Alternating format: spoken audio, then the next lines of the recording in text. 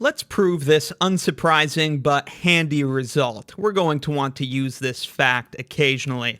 If A and B are bounded non-empty sets where every element of A is less than or equal to every element of B, then the supremum of A is less than or equal to the infimum of B. So not super surprising, if all of A is less than or equal to all of B, then even the least upper bound of A necessarily is less than or equal to the greatest lower bound of B. We'll prove this with a simple contradiction argument. So suppose the supremum of A is in fact greater than the infimum of B. Here's a look at that on a number line. The idea is that the definition of supremum and infimum will exist these elements A and B from their respective sets to exist that contradict this assumed relationship. In particular, we know there exists this element A in the interval from infimum of B to supremum of A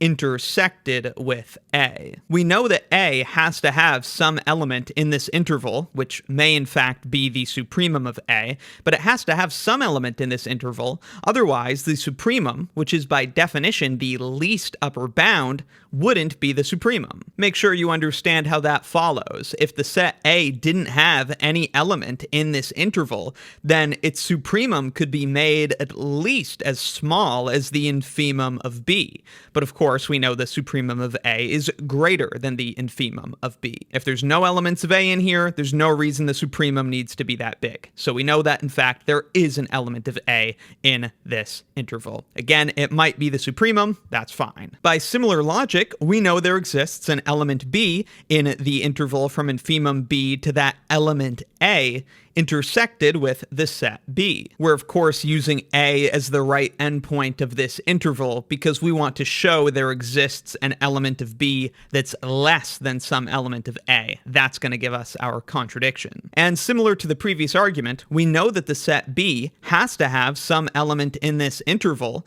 otherwise its infimum would not have to be so small and could be made greater. So if B does not contain an element in this interval, there's just no reason the infimum needs to be that small. But then, as you can see in the picture showing what we've just done, we've just found an element B between the infimum and this element A.